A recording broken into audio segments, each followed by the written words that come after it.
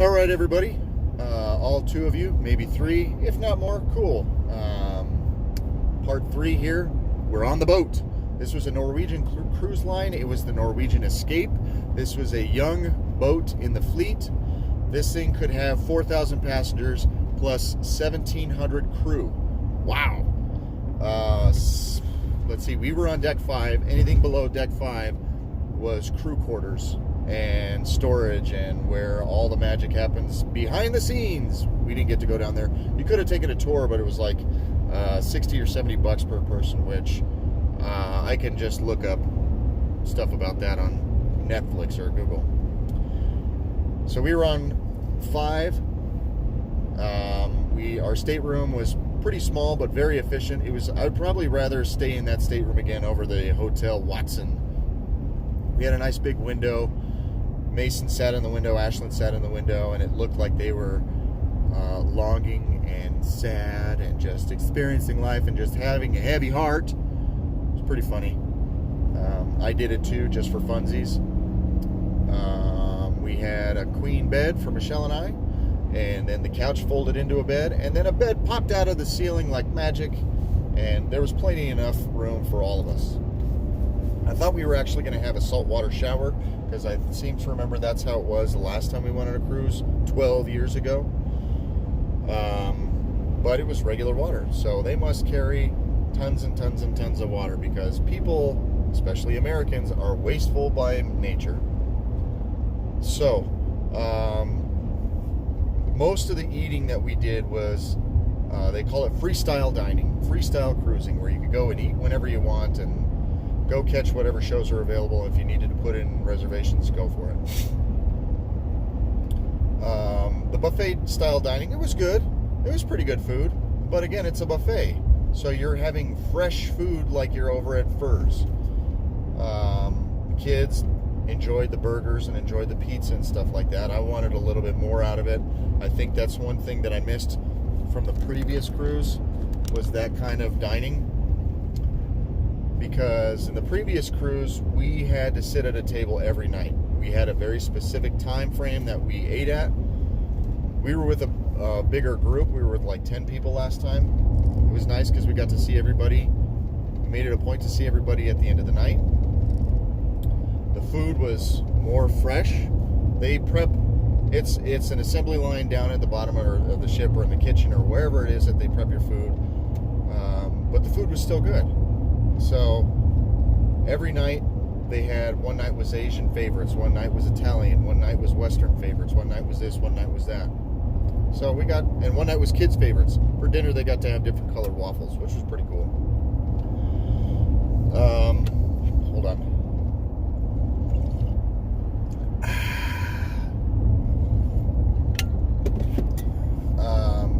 2 nights on the boat, we sat down for dinner in a restaurant style setting, but it was still they must have had like 8 or 9 different restaurants, and in 3 of them they had the same food, and in these 3 restaurants were complimentary, meaning the ticket, the price you paid to get on the boat covered these 3 particular restaurants. You could have gone to another restaurant where you had to pay more or have a cover charge or whatever, but we didn't want to do that. Again, we're cheap, but this cruise cost a pretty penny in the first place, and I didn't feel like nickel and diming myself when I got on there.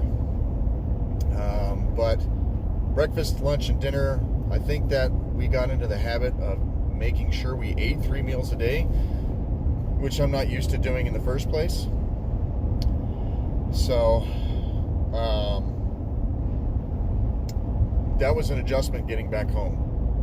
Dang it. And while we were out there, I felt full all the time. Like, oh, you're having breakfast. All right, we're already talking about lunch. All right, we're already talking about dinner. That got kind of old.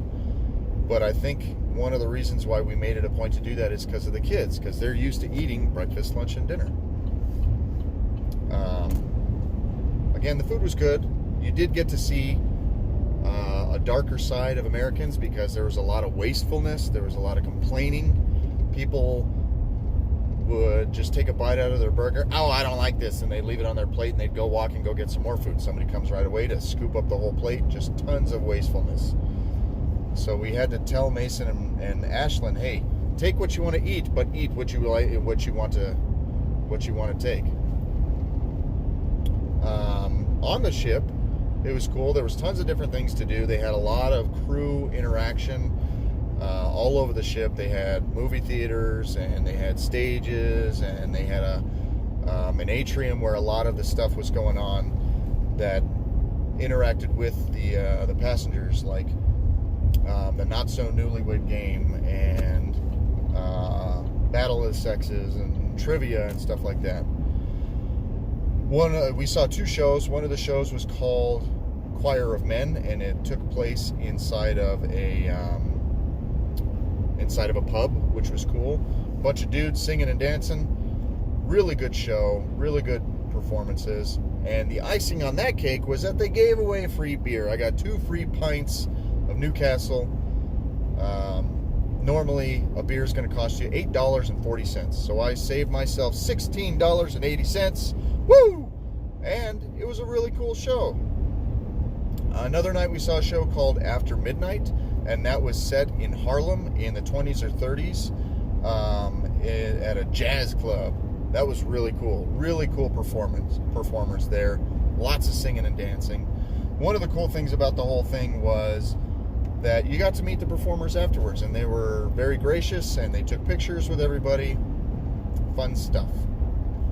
Mason and I, on one of the days, got to go on to a ropes course that they had.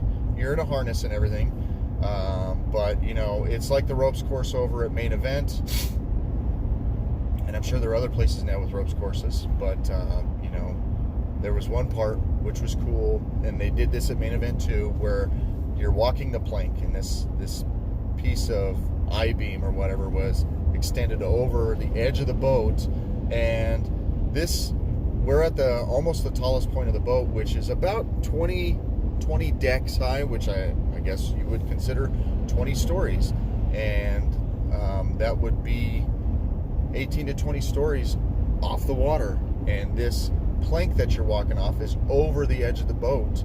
So you're looking straight down. You can see some lifeboats, or you can see just the ocean, which was nerve-wracking. Mason got up there and did it. I was super proud of him. He wasn't scared at all. He was probably scared because I was totally scared. But I did it too because I'm like, if Mason's going to do it, I have to do it. So I did, and it was freaky. What else did they have? They have their pools and stuff, which are very small pools. Don't go on a cruise expecting to have these huge Olympic-sized pools. Anytime you see the advertisements for the pools, it doesn't look like they're packed. Yes, they're packed. Don't go on a cruise ship to swim in a pool.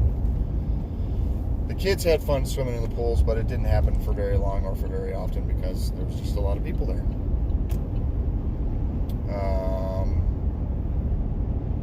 Sorry, I'm trying to set my cruise control. What else? They had a lot of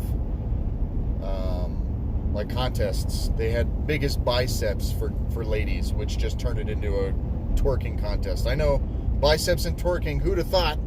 And then the next day it was for dudes, sexy legs. And dang it all if I didn't forget my Speedo. So sorry. They had, like I said, they had Battle of the Sexes, stuff like that, which made it fun. The crew interaction made it fun. They also had childcare. Mason and Ashlyn Mason was more eager to go check it out. Ashlyn was apprehensive. After 2 hours in there, Mason didn't want to have anything to do with it again. And Ashlyn's like, I want to go back. I want to go back. And she ended up going back. She did a performance on stage, which was pretty amazing, that she had the confidence and the courage to get up there on stage in front of a whole bunch of people she didn't know. I was very proud of her. Mason, on the other hand, didn't want to have anything to do with it. He wanted to spend the rest of the trip with us. And I'm totally cool with that because I adore my kids and I want to be next to them all the time.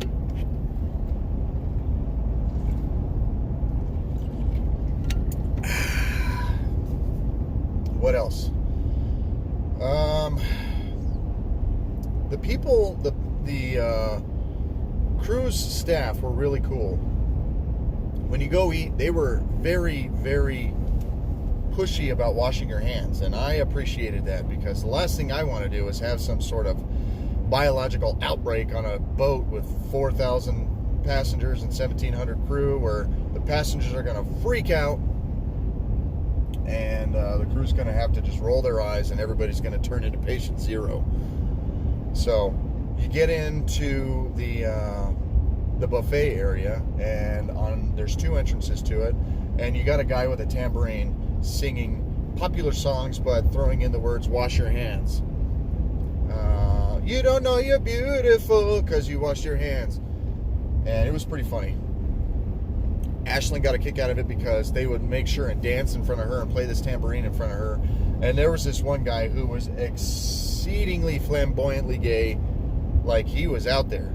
And it was hilarious because he's dancing all provocatively, and he'd go in and he'd dance with the kids, not provocatively, but he'd dance with the kids, and then at the end of his song, he'd go, every time you put your hand in the hand sanitizer, he'd go, "Washi, washi!" And he'd put his hand over his mouth like he's a Chinese schoolgirl, or Japanese schoolgirl. I apologize if this is offensive to anybody, but stereotypes are out there. It's not profiling, it's probability. Don't get me fired. This is just how it was in the cruise. They were, again, the crew was super, super friendly. The passengers were buttholes. The crew made it really fun. And the kids got a kick out of "washi, washi." Ashlyn would crack up every time, and she'd go up and say "washi, washi." And then the crew, actually, there were 2 very specific people who they ended up coming up with this short dance performance where they're doing a lot of Fortnite dances. And damn it if Fortnite hasn't infected the entire world. Anyway, I'm going to pause this one because we're at 12 minutes, and then we're going to get to Bermuda. Beep.